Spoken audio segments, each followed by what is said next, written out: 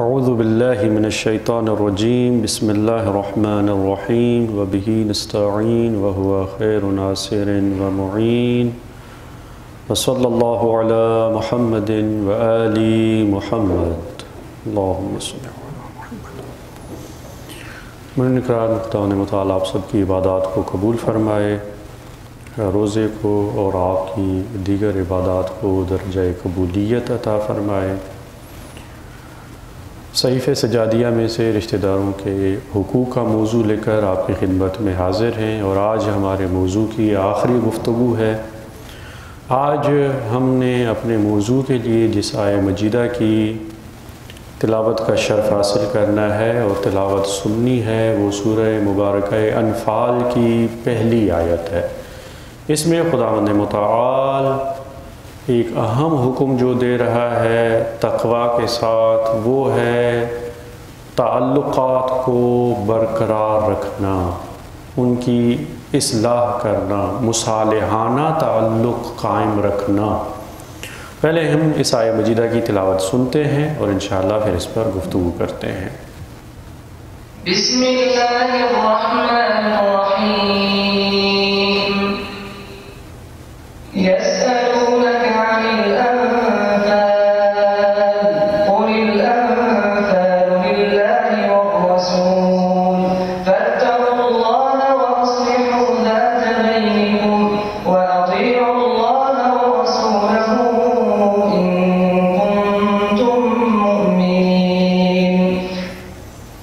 اس آیہ مجیدہ میں خداوند متعال ارشاد فرما رہا ہے، اے رسول، لوگ آپ سے انفال کے متعلق پوچھتے ہیں۔ یہ بھی دلچسپ موضوع ہے، اگر کوئی مطالعہ کرنا چاہے کہ وہ کون سے سوالات ہیں جو خود قرآن میں بیان ہوئے ہیں اور قرآن نے ان کا جواب دیا۔ مثلا اسی سورہ مبارکہ انفال کی یہ پہلی آیت ہے، یسألونک، آپ سے آ کر سوال کرتے ہیں۔ مختلف مقامات پر قرآن مجید میں اس طرح کی آیات ہیں، یسألونک عن الروح، یسألونک عن المحیض اور دیگر موارد۔ کس چیز کا سوال کیا گیا ہے اور پھر قرآن مجید نے ان کا کس طرح جواب دیا ہے۔ سورہ انفال کی پہلی آیت میں ارشاد رب العزت ہو رہا ہے، اے رسول، لوگ آپ سے انفال کے متعلق سوال پوچھتے ہیں، کہہ دیجئے،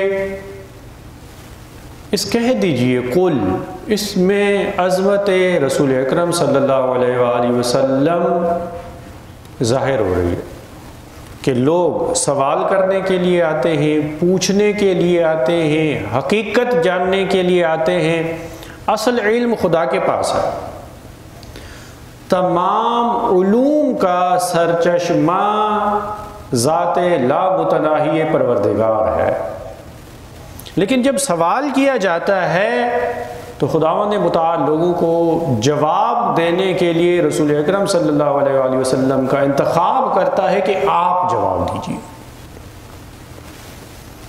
حقائق کے جاننے کے سوال ہیں، اسرار ہستی کو جاننے کے لیے سوال ہیں، جواب خدا کے نمائندے دیں گے۔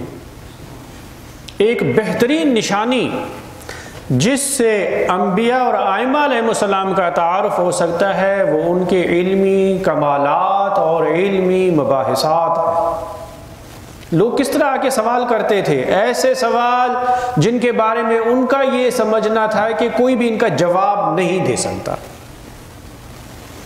لیکن انبیاء علیہ السلام جواب دیتے، ائمہ علیہ السلام جواب دیتے۔ بلکہ میں تو کہتا ہوں کہ رسول اکرم صلی اللہ علیہ وآلہ وسلم کے بعد بھی اگر کسی کی فضیلت جاننی ہے تو یہ دیکھنا چاہیے کہ ان کی علمی مرجعیت کس قدر کی ہے،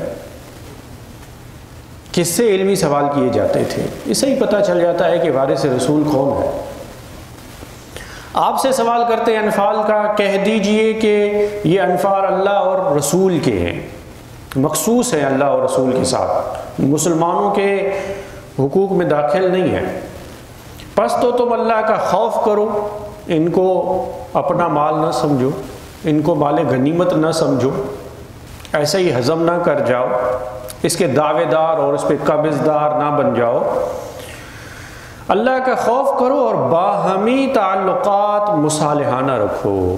تمہارے آپس کے جو تعلقات ہیں، رشتے ہیں، روابط ہیں، ان کی بنیاد صلح پر ہونی چاہیے، اصلاح پر ہونی چاہیے، خیر خواہی پر ہونی چاہیے،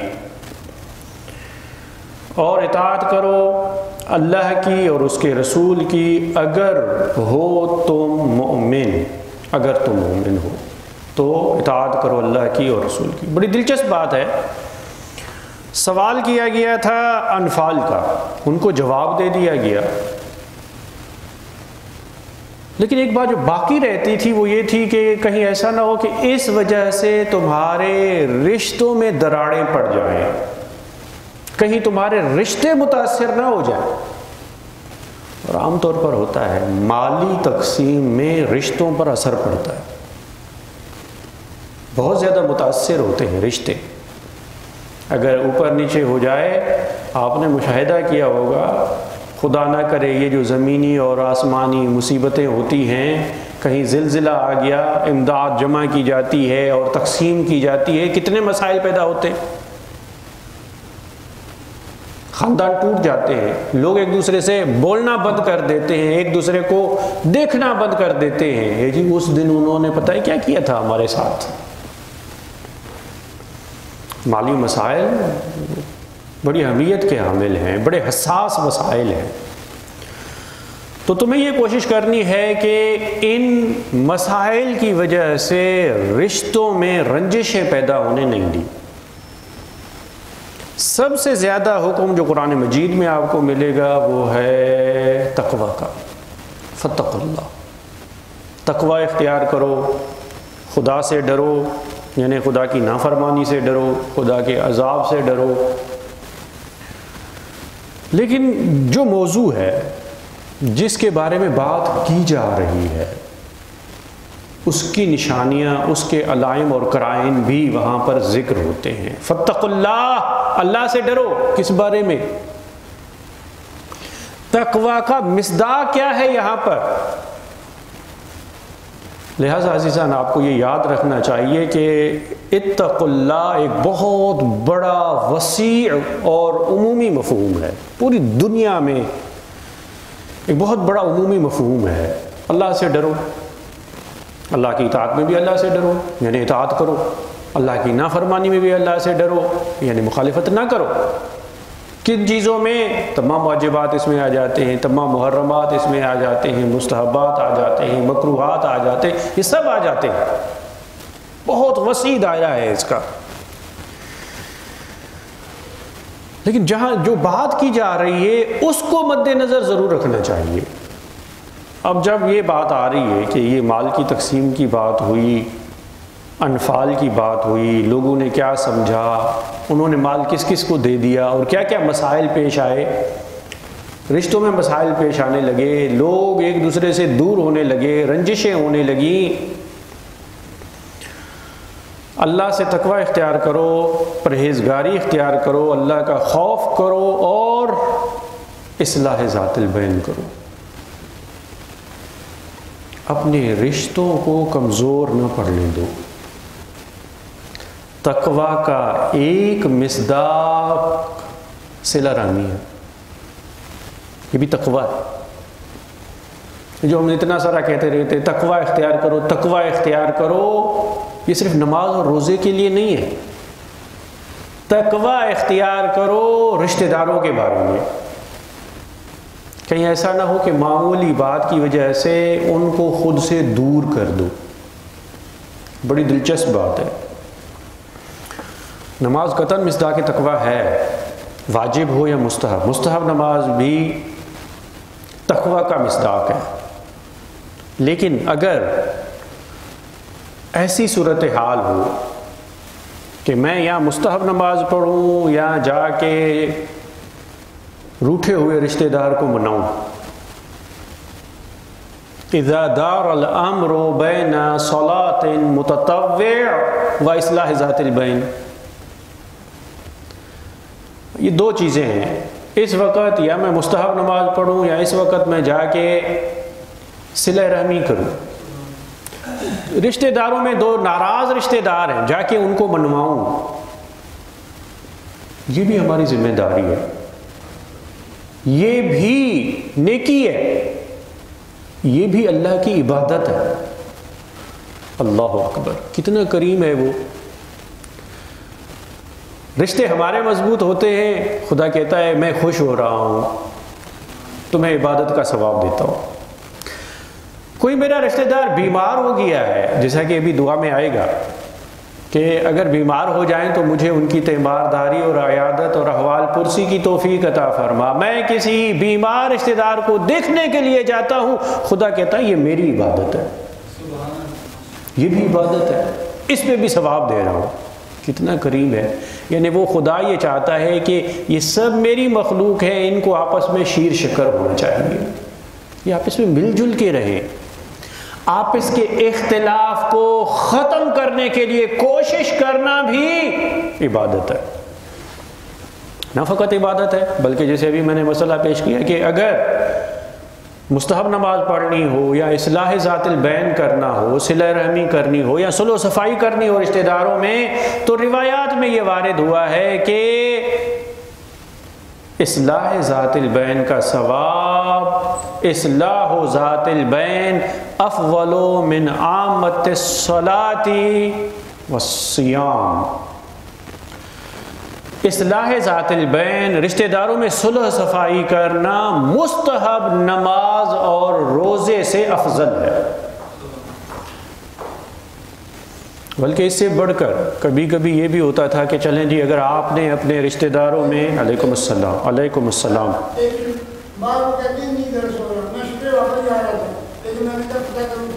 جزاکم اللہ. کبھی یہ ہوتا ہے کہ رشتہ داروں میں صلح و صفائی کے لیے پیسے خرچ کرنے پڑتے ہیں، خرچہ ہوتا ہے، اس کو منانا ہے، اس کو منانا ہے، بھاگ دوڑ کرنی ہے، اس کو لے جانا ہے، اس کو لے جانا ہے، اس کی بات مان لیں، اس کی بات مان لیں، خرچہ ہوتا ہے. یہ خرچہ بھی راہ خدا میں انفاق کا ثواب رکھتا ہے.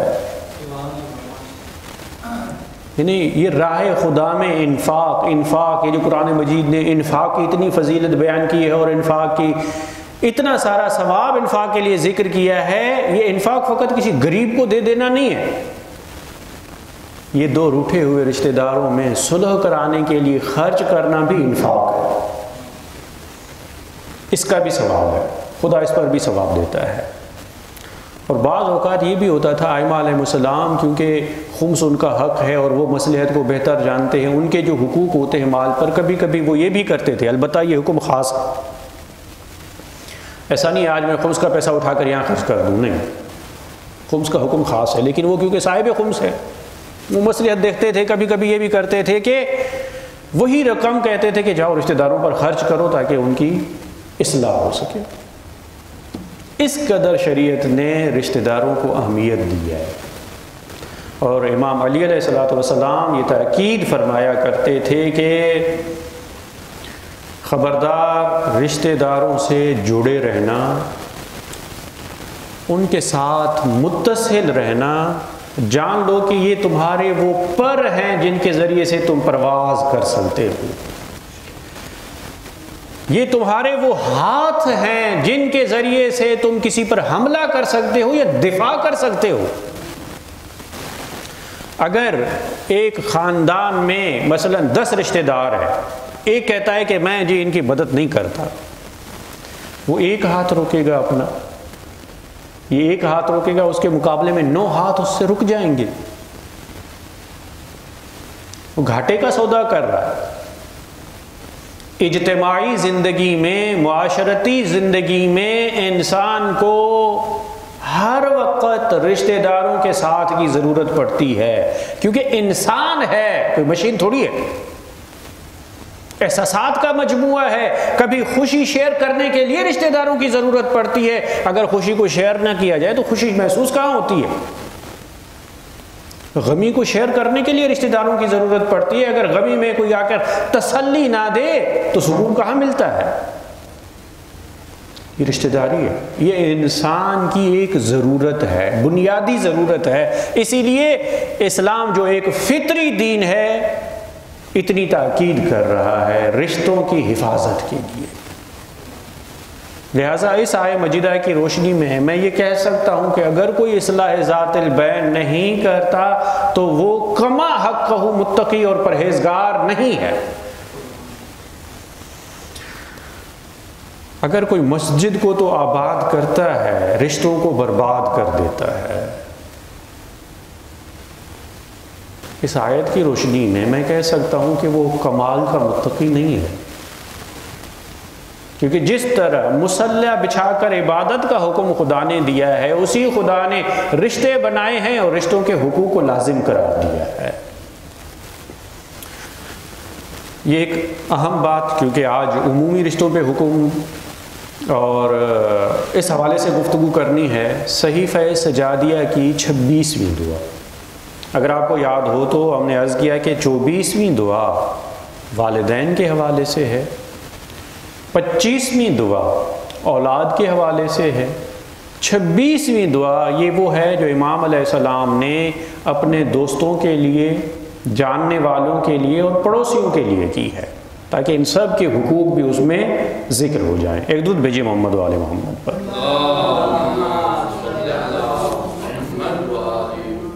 آج میں کیونکہ یہ شیئرنگ کے لیے آمادہ نہیں کر سکا تو میں ایسے ہی پڑھتا جا رہا ہوں، آپ انشاءاللہ سماعت فرمائیں گے. اللہم صلی علی محمد و آلہ وتولنی فی جیرانی و موالی العارفین بحقنا والمنابذین لأعدائنا بأفضل ولایتی. اے اللہ محمد اور ان کی آل پر رحمت نازل فرما اور میری اس سلسلے میں بہترین نصرت فرما کہ میں اپنے ہمسایوں اور ان دوستوں کے حقوق کا لحاظ رکھوں جو ہمارے حق کے پہچاننے والے اور ہمارے دشمنوں کے مخالف ہیں. دعا کا آغاز درود سے کیا جا رہا ہے کہ جب تک محمد و آل محمد پہ رحمت کی بات نہ آئے دوسروں کو رحمت مل ہی نہیں سکتی.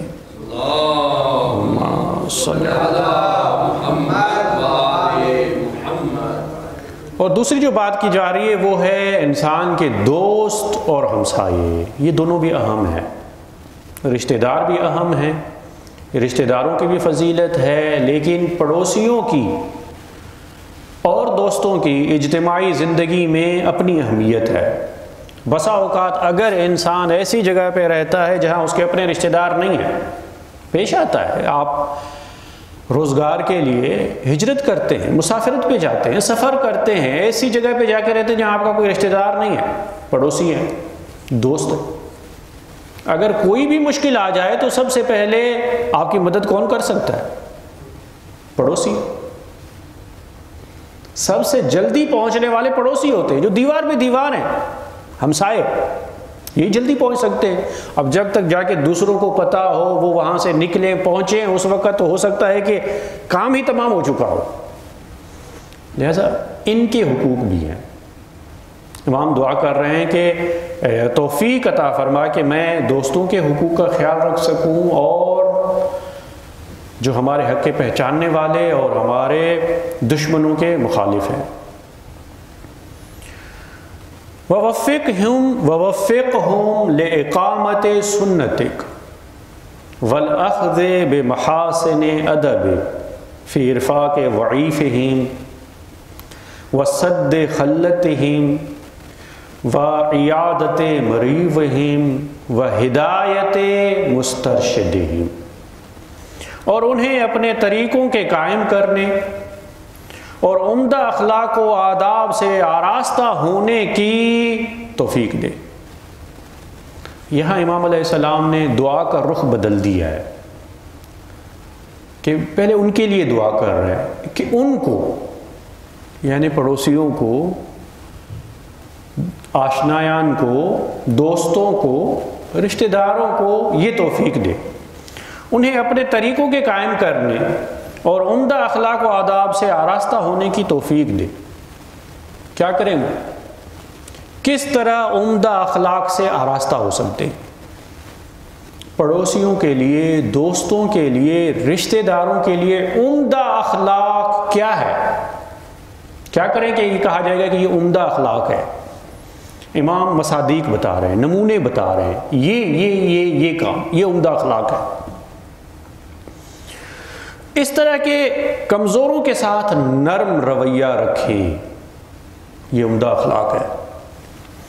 ہمارے اجتماعی روابط ایسے ہوتے ہیں نا، ہمارے سامنے کوئی کمزور آ جائے تو ہم میں آکڑ پیدا ہو جاتی ہے، اور اگر ہم کسی اونچے کے سامنے جا کھڑے ہو جائیں تو وہاں پر ہماری حالت غیر ہوتی ہے۔ یعنی ہمارا رویہ اسٹیٹس کے مطابق ہوتا ہے۔ پہلے کسی کی اسٹیٹس دیکھتے ہیں، ہمارے معاشرے میں یہ دیکھا جاتا ہے، اس کے کپڑے کیسے ہیں، کس گاڑی سے اترا ہے، اس کا گھر کیسا ہے، اس کے مطابق اسے رویہ رکھا جاتا ہے۔ اس سے مسکرا کے ملنا ہے، اس کے لیے گیٹ پہ جانا ہے، اس کے لیے باہر روڈ پہ جا کے آدھا گھنٹہ انتظار کرنا ہے، فلاں ایم پی ایم این اے صاحب آ رہے ہیں۔ یہ ہماری زندگی کے مشاہدے۔ مجھے اچھی طرح یاد ہے کہ ایک شادی میں نکاح کے لیے جب گئے تو کہا گیا کہ انتظار کریں مولانا صاحب، ابھی ایک خاص مہمان نہیں پہنچے۔ انہوں نے کسی سیاستدان کو دعوت دی ہوئی تھی، جیسے ہی وہ پہنچے نا کہا مولانا صاحب فوراً پڑھے، ان کے پاس ٹائم کم ہے۔ یعنی ان کی پوری تقریب کا دار و مدار اسے ایک شخص پر تھا۔ اسٹیٹس کو دیکھ کے ہمارے رویے ہوتے ہیں، یہ رشتہ دار ہے، یہ میرے کام آتا ہے، یہ میری مشکلات میں میرا ہمدرد بنتا ہے، ان کو نہیں دیکھا جاتا۔ امام یہ فرما رہے ہیں کہ عمدہ اخلاق یہ ہے کہ کمزوروں کے ساتھ نرم رویہ رکھا جائے، ان کے فقر کا مداوع کریں، وہ ختم کیا جائے۔ لیکن اصلی کوشش ہمارے معاشرے کا المیہ یہ ہے، جو بھی حکومت آتی ہے نا، اپنے انتخابی ترجیحات میں ایک بڑا نعرہ غربت کا خاتمہ۔ تو کسی نے بہترین تصویر بنائی تھی کہ جناب جو نئے وزیر اعظم ہیں وہ غربت کا خاتمہ کر رہے ہیں۔ کیسے ہو رہا ہے غربت کا خاتمہ؟ کاغذوں کے 2 بنڈل ہیں، ایک بنڈل اتنا بڑا ہے یہ خالی ہے، ایک بنڈل اتنا ہے جس پہ لفظ غربت لکھا ہوا ہے، اور وزیر اعظم کے ہاتھ میں ربڑ ہے، اس سے غربت مٹا رہا ہے۔ ایک کاغذ اٹھاتا ہے، اسے غربت مٹاتا ہے اور یہاں رکھ دیتا ہے کہ دیکھو میں نے اتنی غربت مٹا دی ہے۔ کاغذی کاروائیاں ہوتی ہیں ہمارے یہاں، حقیقت سے ان کا کوئی لینا دینا نہیں ہوتا۔ غربت وہ مٹا سکتا ہے جو ایثار کرنا جانتا ہو، جو دوسروں کو اپنے جیسا سمجھتا ہو۔ قربان جائیے، ایسا جملہ فقط علی علیہ السلام کی زبانی ہی سننے کو ملے گا کہ آپ نے ارشاد فرمایا کہ روئے زمین پر جتنے بھی انسان ہیں 2 قسم کے ہیں، اما اخ لک فی الدین و اما نذیر لک فی الخلق۔ روئے زمین کے تمام انسان یا تمہارے دینی بھائی ہیں یا تمہاری طرح خدا کی مخلوق ہے، سب ایک ہی ہے۔ اور علی علیہ السلام جب حکومت پہ آتے ہیں تو اپنی حکومت کا نعرہ یہ قرار دیتے ہیں، شعار یہ قرار دیتے ہیں کہ دیکھو کوفے جب پہنچے آپ تو منقول ہے، آپ نے ارشاد فرمایا دیکھو میں کوفے میں آیا ہوں، کیا لے کر آیا ہوں، میرے پاس کیا کیا ہے، اور یہ بھی دیکھنا کہ جب میں یہاں سے چلا جاؤں تو میرے پاس کیا ہے۔ اگر دیکھنا کہ میں آتے ہوئے جو کچھ لے آیا تھا، جاتے وقت جو کچھ لے جا رہا ہوں وہ زیادہ ہے تو سمجھنا میں نے تم سے خیانت کی ہے۔ ہمارے ہاں تو معمولی سے معمولی عہدہ ایک رات میں کہاں سے کہاں پہنچ جاتا ہے۔ تھوڑی دیر پہلے یہ صاحب کیا تھے اور اس عہدے ملنے کے بعد کیا بن گئے، ختم ہونے کی تو بات ہی چھوڑیں۔ فقر کا مداوع وہی کر سکتے ہیں جن کو انسانیت کا احساس ہو۔ قربان جائیے، آپ کے پاس کیسے نمونے ہیں۔ روزے میں قرآن اور اہل بیت کا تذکرہ نہ ہو تو پھر کس کا ہو؟ پوری سورہ خداوند متعال نازل کرتا ہے ان کی شان میں، سورہ دہر، سورہ انسان۔ کیوں؟ کسی بھوکے کے کام آتے ہیں، جو مسکین ہو، یتیم ہو، اسیر ہو، ان کو کھانا کھلایا ہے خود کو بھوکا رکھ کر۔ یہ اس طرح غربت ختم کی جا سکتی ہے۔ ان کی غربت کا مداوع کرو، مریضوں کی بیمار پرسی کرو، عیادت کے لیے جانا چاہیے۔ انسان ہے، تسلی کی ضرورت ہے۔ اور یاد رکھیے مریض کو دوا اتنا زیادہ فائدہ نہیں پہنچاتی جتنی آپ کی تسلی فائدہ پہنچاتی ہے۔ وہ دیکھتا ہے وہ میرا فلاں بھائی جو سالوں سے نہیں آیا تھا نا، آج آیا ہے، وہ بالکل جلدی ٹھیک ہو جاتا ہے۔ وہ میرا دوست میری احوال پرسی کے لیے آیا ہے، میری بیماری کا سن کے مجھے دیکھنے آیا ہے۔ یہ خوشیاں، یہ انسان میں جادو کا کام دیتی ہیں۔ ہمارے رویے کیمیا ہوتے ہیں، کیمیا۔ ان کی مریضوں کی عیاداری کریں، تیمارداری کریں، پوچھنے کے لیے جائیں۔ البتہ اس کے بھی پورے آداب ہیں، فقہ اسلامی میں تمام آداب ذکر ہوئے ہیں، کس طرح جائیں، کتنی دیر بیٹھیں۔ اب ایسا بھی نہ ہو، آج کل جو سوشل میڈیا پہ تصاویر دیکھنے میں آتی ہیں، جی تمام دوست پہنچ گئے کہ ہمارا فلاں دوست بیمار ہے، وہ سب ہٹے کٹے، یہ بیچارہ بیمار، ایک ہی بیڈ ہے، کوئی یہاں سے بیٹھتا ہے کوئی وہاں سے بیٹھتا ہے، مریض کے لیے جگہ ہی نہیں بیٹھتی، وہ جا کے نیچے بیٹھ جاتا ہے اور سارے دوست بیٹھ کے وہاں پر موبائل میں گیم کھیل رہے ہیں۔ یہ عیادت ہو رہی ہے؟ یہ تسلی کا سامان فراہم کیا جا رہا ہے یا یہ تکلیف کا سامان مہیا کیا جا رہا ہے؟ ایسی بھی نہیں ہے۔ یہ کوئی رسمی کاغذی کاروائی نہیں ہوتی، کاغذی کاروائی نہیں ہوتی، چیزیں حقیقت ہے۔ اگر حقیقی اور واقعی ہوں تو ان کا اثر ہوتا ہے، نہ ہو تو لقلقہ زبانی سے، فقط کہنے سے کچھ نہیں ہوتا۔ اگر ایک دوسرے سے گلے ملتے ہیں لیکن دل صاف نہیں ہے تو ہمارے زبان کی کیا تاثیر ہوگی؟ ظاہری طور پہ مسکرا کر ملنے کی کیا تاثیر ہوگی؟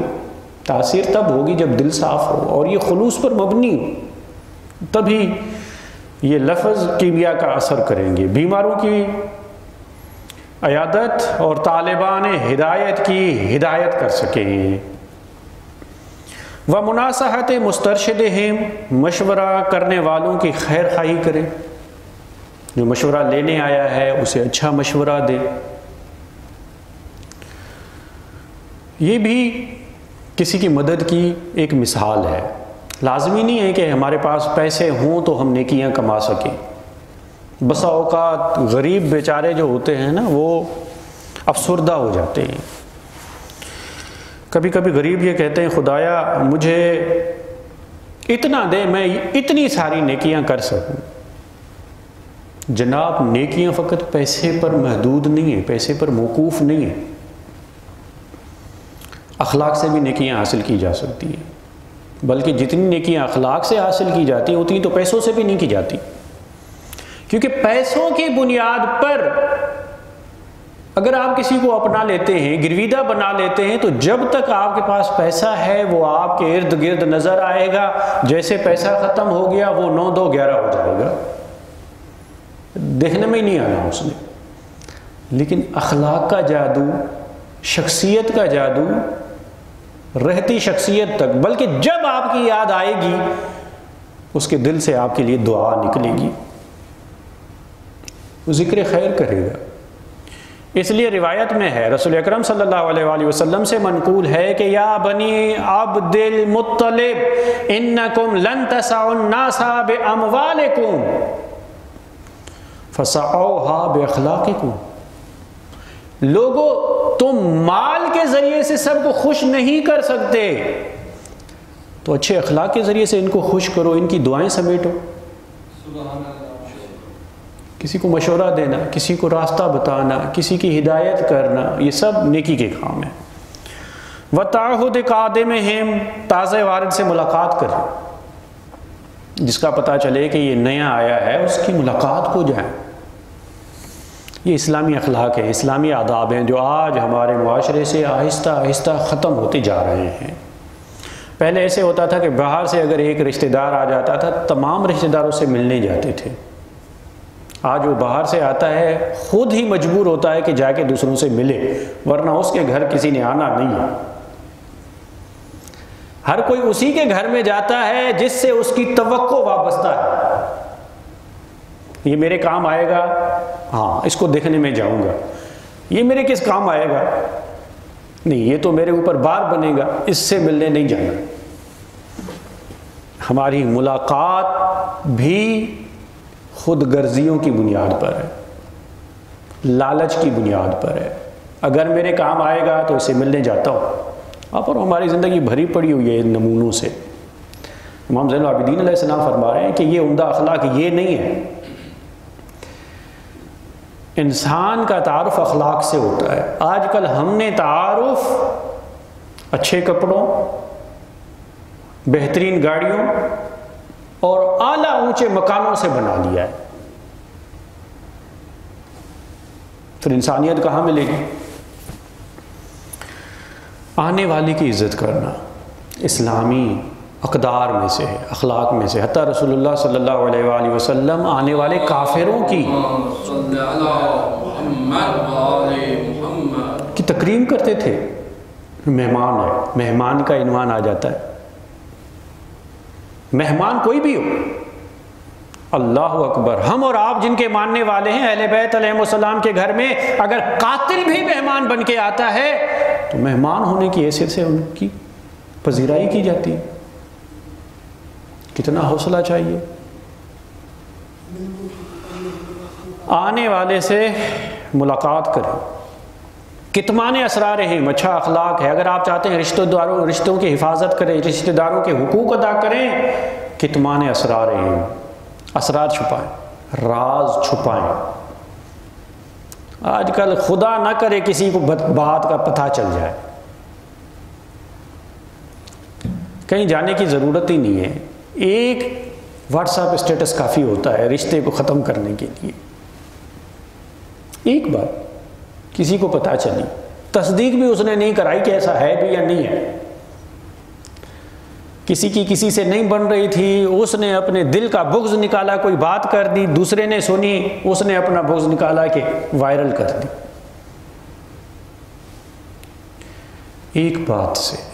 ایک بات سے اس کی شخصیت کو ختم کر دیا گیا۔ کم گناہ ہے؟ بہت بڑا گناہ ہے۔ یہ جو کہا جاتا ہے وَإِذَا الْمَوْءُودَةُ سُئِلَتْ بِأَيِّ ذَنبٍ قُتِلَتْ، جب قیامت کے دن زندہ در گور کی جانے والی بچیاں اٹھیں گی اور ان سے پوچھا جائے گا کہ انہیں کس جرم میں قتل کر دیا گیا۔ ایک جسمانی قتل ہے، یہ بھی قتل ہے، اور ایک شخصیت کشی ہے، یہ بھی قتل نہیں ہے۔ ایک انسان نے پوری زندگی کوشش کر کے اپنی عزت بنائی ہے، کسی سنی سنائی ایک بات کی وجہ سے اس کا پورا احترام ختم، اس کی شخصیت ختم۔ اس کا بھی سوال کیا جائے گا، اس کے بارے میں بھی پوچھا جائے گا کہ یہ کیوں کیا، ایسا کیوں ہوا۔ راز، پہلے تو اسلام ہمیں تعلیم دیتا ہے خبردار ہر کسی کو اپنا راز نہ بتاؤ۔ اپنے راز کی اگر میں حفاظت نہیں کروں گا تو دوسرے کہاں کریں گے؟ لیکن ہم نہ کبھی کبھی زیادہ خلوص میں اگر آئے نا پھر دوسروں کو بتا کے کہتے خبردار دوسروں کو نہ بتانا، لیکن یہ بھول جاتے ہیں کہ جس طرح میرے لیے دوسرے ہیں اسی طرح دوسروں کے لیے بھی دوسرے ہوں گے۔ راز چھپائیں، عیبوں پر پردہ ڈالیں۔ اگر کسی کا عیب میں دیکھ لوں، اب میری آزمائش ہے، میرا امتحان ہے کہ میں کیا کرتا ہوں۔ اگر میں چاہتا ہوں کہ خدا میرے عیبوں کو چھپائے رکھے، خدا میرے لیے ستار العیوب بنے، مجھے دوسروں کی پردہ پوشی کرنی چاہیے۔ انسان ہے، خطا ہے، ایک بار ہو سکتی ہے، میں نے تو ایک بار ہی دیکھی ہے نا۔ یہ عمدہ اخلاق ہے۔ اور کیا اخلاق ہے؟ وَنُصْرَتِ مظلوم ہیں، وحسن مواساتہم بالمعون والعود علیہم بالجدہ والافضال واعطاء ما یجب لہم قبل السؤال.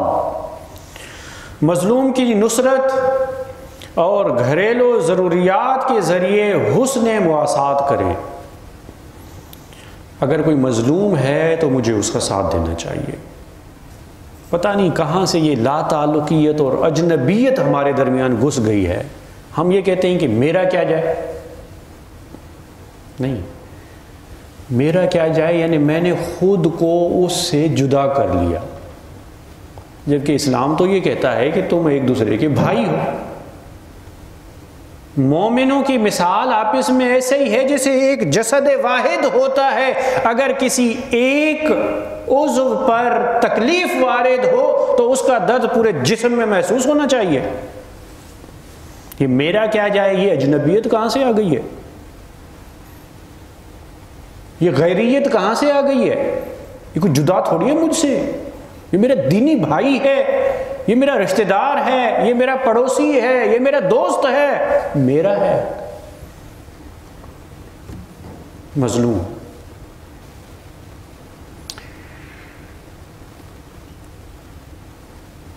اگر میں نے آج کسی کو تک و تنہا چھوڑ دیا، کل مجھے بھی گلہ نہیں کرنا چاہیے کہ کوئی میری مدد کو کیوں نہیں آیا. جب میں کسی کی مدد کو نہیں جا رہا ہوں تو کوئی میری مدد کو کیوں آئے گا. مظلوم کی نصرت گھریلو ضروریات کے ذریعے حسن مواسات. شہری زندگی میں نا یہ تھوڑا کم رنگ ہو گیا ہے، لیکن دیہاتی زندگی میں بلکہ جو غریب گھرانے ہیں ان کے درمیان یہ چیز زیادہ تھی. اور یہ سورہ پورا سورہ معون اسی حوالے سے ہے. گھریلو ضروریات کی چیزیں. پڑوسی کو کبھی کبھی ضرورت پڑ جاتی ہے، کوئی سامان انہوں نے لے کے نہیں رکھا، اچانک ضرورت پیش آ گئی. چھوٹی چھوٹی چیزیں ہوتی ہیں. شہری زندگی میں کم ہو گیا ہے تو شاید محسوس کرنے میں مشکل ہو. ٹھیک ہے نا، کبھی یہ ہوتا تھا ہمارے زمانے میں، خیر ہم بھی کوئی اتنے پرانے نہیں ہیں، کہ لوگ آتے تھے جناب ماچس دے دیجیے گا، ٹھیک ہے نا، پیاز دے دیں، آج ٹماٹر نہیں لے سکے کچھ، یعنی گھریلو ضروریات کی چیزیں. بڑے بدبخت ہوتے ہیں وہ لوگ جو ان چھوٹی چھوٹی چیزوں سے بھی روکتے ہیں. یمنعون الماعون، خدا نے ان کی مذمت کی ہے. یہ چھوٹی چھوٹی چیزوں کے ذریعے سے بھی تم ایک دوسرے کی مدد نہیں کر رہے. کم از کم حق یہ ہے پڑوسیوں کا، اتنی تو مدد کر سکتے ہو. گھریلو ضروریات کے ذریعے سے ان سے اچھا رویہ رکھوں. بخشش، انعام سے فائدہ، اور سوال کرنے سے پہلے ان کی ضرورت کو پورا کرنا. ہم کیوں منتظر رہیں کہ وہ سوال کرے تو میں دوں؟ آج کل ایسا ہوتا ہے نا، دو بھائیوں کے درمیان کوئی تیسرا آ کے کسی بھائی کو کہتا ہے تمہارے بھائی کو فلاں چیز کی ضرورت ہے، تو ہمارے رشتے اتنے کمزور ہو گئے، ہم کہتے ہیں کہ مجھ سے مانگا تو نہیں ہے اس نے. یعنی ہم اس انتظار میں بیٹھے ہوئے ہیں وہ آ کر مجھ سے مانگے تو میں کروں گا. کیوں کیوں کیوں مانگنے کی شرمندگی وہ کیوں اٹھائے؟ اصل سخاوت تو وہ ہے نا جو سوال کرنے سے پہلے کی جائے. امام علی علیہ السلام سے منقول ہے کہ آپ نے فرمایا کہ سخاوت یہ ہے جو سوال کرنے سے پہلے ہو. سوال کرنے کے بعد تو پھر شرمندگی کی وجہ سے آدمی دے دیتا. پہلے سوال کرنے سے پہلے، مخصوصاً جتنے قریبی رشتے ہوں، انتظار میں نہ رہیں کہ وہ سوال کریں. اگر ہم محسوس کریں، ہمارے پاس توان ہو اور رشتوں کو ہم بچانا چاہتے ہیں تو یقین مانیے کہ ان کی اپنی تاثیر ہوتی ہے، وہ محبت محسوس ہوتی ہے. یہ تھا امام علیہ السلام جو دوسروں کے لیے مانگ رہے ہیں. ان کو یہ توفیق دو ایک دوسرے کے لیے. خود اپنے لیے کیا مانگ رہے؟ وَجْعَلْنِي اللَّهُمَّ اجزی بالاحسان مسیئہ. امام اپنے لیے اسے بالا درجہ مانگ رہے. وَأُعْرِضُ بِالتَّجَاوُزِ عَنْ ظَالِمِهِمْ. وَأَسْتَعْمِلُ حُسْنَ الظَّنِّ فِي كَافَّتِهِمْ، اے اللہ مجھے ایسا بنا کہ میں ان میں سے برے کے ساتھ بھلائی سے پیش آؤں۔ دوسروں کے لیے یہ تھا کہ بھلائی کے ساتھ بھلائی کا جواب دوں، برابری کی لیول پر تھا، ان کی گنجائش اتنی ہے، عام انسانوں کی گنجائش اتنی ہے، لیکن اپنے لیے یہ کہہ رہے ہیں کہ اگر کوئی میرے ساتھ برائی بھی کرے تو میں اس کے ساتھ نیکی کروں۔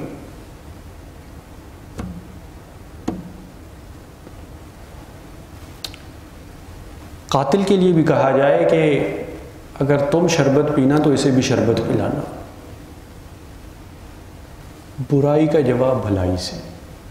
اس نے برائی کی ہے، یہ اس کا ظرف تھا، یہ اس کا اخلاق تھا، یہ اس کی طبیعت تھی، اس کا مزاج تھا۔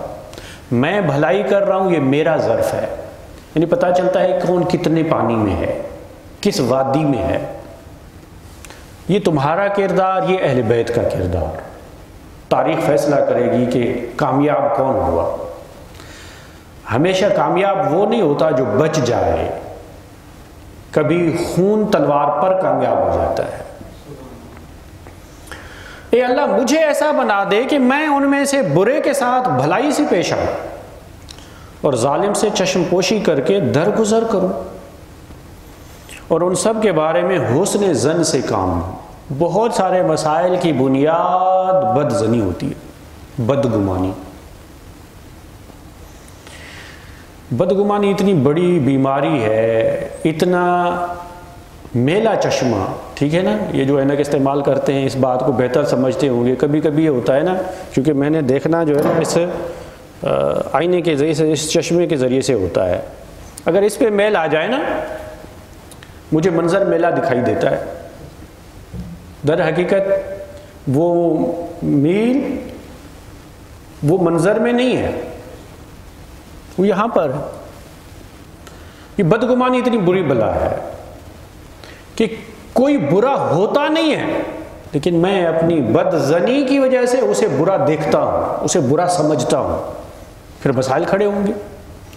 کبھی تو یہ ہوتا ہے کہ ہم اتنے بدگمانی کرتے ہیں، کوئی اگر نیکی بھی کرنا چاہتا ہے نا، ہم سمجھتے ہیں ضرور کوئی مفاد ہوگا۔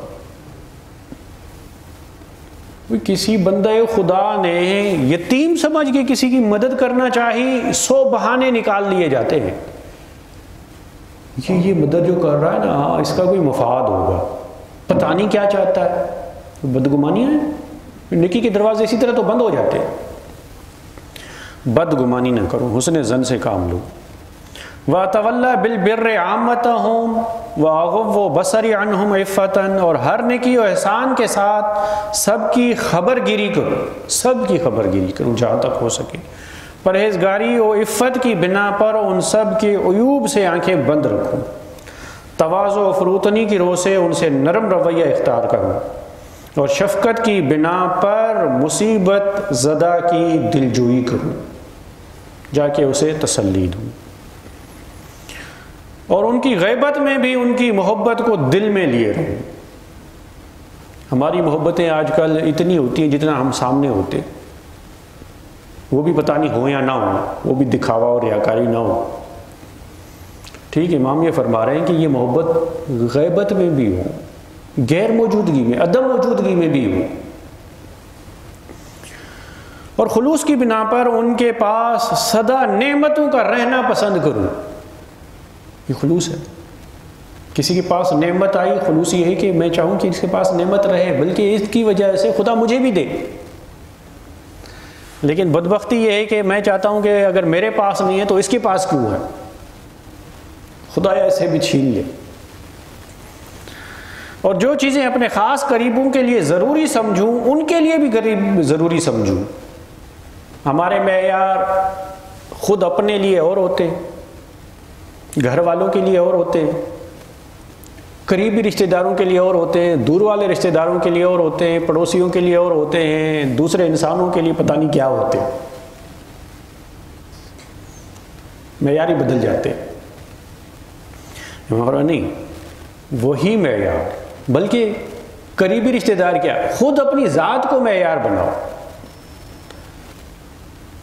احبب لغیرک ما تحب لنفسک، دوسروں کے لیے وہی پسند کرو جو اپنے لیے پسند کرتے ہو.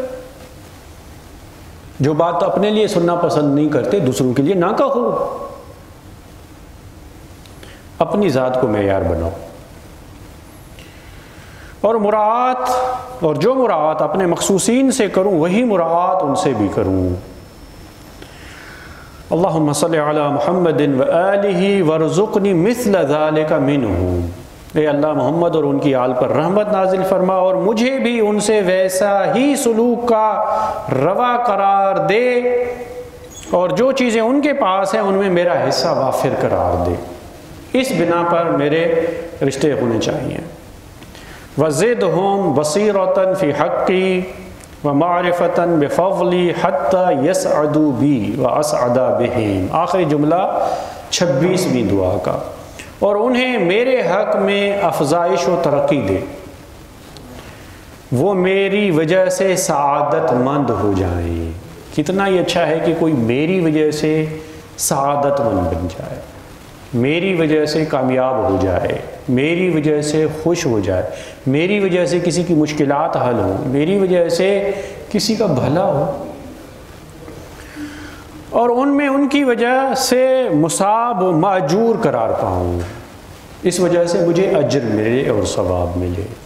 آمین یا رب العالمین. اے تمام جہانوں کے پروردگار ہماری دعاؤں کو مستجاب فرما. واقعاً اگر ہم چاہتے ہیں کہ بہشت کو زمین پر لے آئیں اور ماحول بہشت کو زمین میں تصور کریں تو ان عمدہ اخلاق کے ساتھ ہی ممکن ہو سکتا ہے. دعا ہے بارگاہ خداوندی میں خداوند متعال ہمیں اپنے رشتہ داروں کے حقوق کو سمجھنے، ان پر عمل کرنے کی توفیق عطا فرمائے.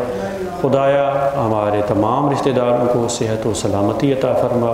ان میں سے جو مریض ہیں انہیں صحت کاملہ و عاجلہ عطا فرما. جتنے مومنین بیمار ہیں حاضرین میں سے جو التماس سے دعا کر رہے ہیں انہیں شفاء کاملہ و عاجلہ عطا فرما. پریشان حالوں کی پریشانیوں کو دور فرما. مقروضین کا قرض غیب سے ادا فرما. مرحومین کی مغفرت فرما. مسافرین کا سفر بے خطر قرار دے. ہم سب کو مقامات مقدسہ کی زیارت نصیب فرما. امام زمان کے ظہور میں تعجیل فرما اور ہم سب کو ان کے اعوان و انصار میں شمار فرما. تقبل منا انک انت السمیع العلیم بحق زہرا و ابیہا و بعلہا و بنیہا و سر المستودع فیہا.